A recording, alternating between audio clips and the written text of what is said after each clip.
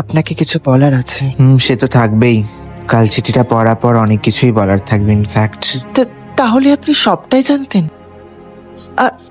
আর এই সব কিছু আপনার প্ল্যান ছিল? হ্যাঁ, ছোটবেলায় মা আমি সত্যিটা জানাইনি।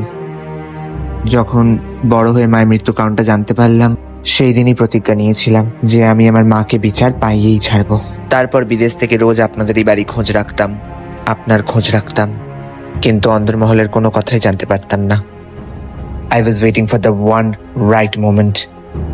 ব্যাস, একদিন দেখলাম আপনারা ভাড়াটে খুঁজছেন, অ্যাডভার্টাইজমেন্ট দিয়েছেন। দেরি না করে সঙ্গে সঙ্গে অ্যাপ্লাই করে দিলাম।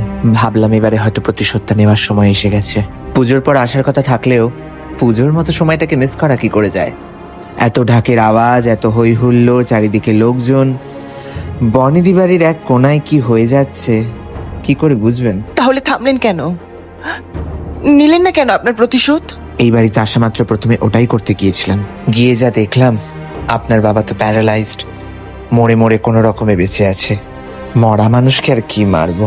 আসলে উনি যে রোগে ভুগছেন ওটা ওনারই কর্মফল।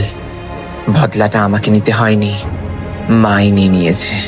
তারপরও ভাবলাম যে মানুষটাকে একেবারে প্রাণেই মেরে ফেলি, কিন্তু তখনই আমার সামনে গিন্নি মা এসে দাঁড়ালো।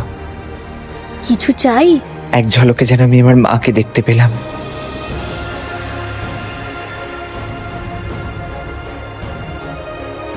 নিজের দুঃখটাকে ভোলানোর জন্য নিজের কাছের মানুষগুলো যারা আমাকে ছোটবেলা থেকে হাত ধরলো, বড় করলো, তাদের আমি দুঃখ দিতে পারি না।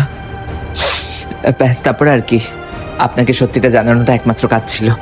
ইচ্ছা করে আপনাকে ফলো করা। আপনি যখন আসছেন দেখে ঠিক ওই সময়টাতে রুমালটাকে ব্যাগ থেকে বের করে রাখা, যাতে আপনি দেখতে পারেন। চিঠিটাও যাতে আপনি পড়তে পারেন, তার জন্য চার্জারটা ঠিক চিঠির ওপর রেখে আমি বেরিয়ে যাই।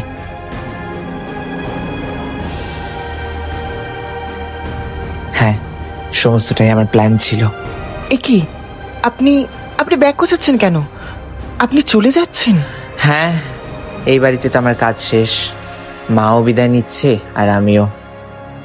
আমি জানি আমার এই বাড়িতে আসার ইন্টেনশন খারাপ ছিল, তবে শুধু ওইটুকু ইন্টেনশন ছিল না। যাই হোক, আই হোপ আপনি আমাকে ক্ষমা করে দেবেন। আমাদের দূরে দূরে থাকাটাই হয়তো বেটার হবে। চললাম, পোকাই। হয়তো চলতে চলতে আবার কোনো পথে দেখা হবে।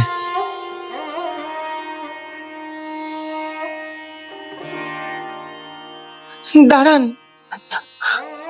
আপনি আমাকে এইভাবে ছেড়ে যেতে পারেন না। আমি আপনাকে আগেও একবার হারিয়েছিলাম, আর হারাতে দিতে পারি না। আমার বাবা যা দোষ করেছে তার জন্য উনি শাস্তি পাচ্ছেন, কিন্তু আমি তো নির্দোষ। আমি তো আপনার কোনো ক্ষতি চাইনি। আপনি সব জেনে তাহলে কেন আসলেন আমার জীবনে? কেন আমার কাছে আসলেন যখন জানতেন আমরা কোনো দিনও এক হতে পারবো না? আমি আপনাকে ভালোবাসি রুদ্র। আর আমিও। আই উইশ আমি যদি এই কথাগুলো বলতে পারতাম, বাট ইনস্টেড আমি শুধু চুপ করে দাঁড়িয়ে রইলাম আর নিজের সব থেকে কাছের মানুষটাকে আবারও হারিয়ে যেতে দিলাম। ওই দেখো শুধু মন, দূরেতে যাওনি তুমি, ছিলেই যে আশেপাশে। হয়তো প্রতিশোধেরই নেশাতে মেতেই শেষে জানি আমি অপরাধী তোমারই চোখেই শুধু।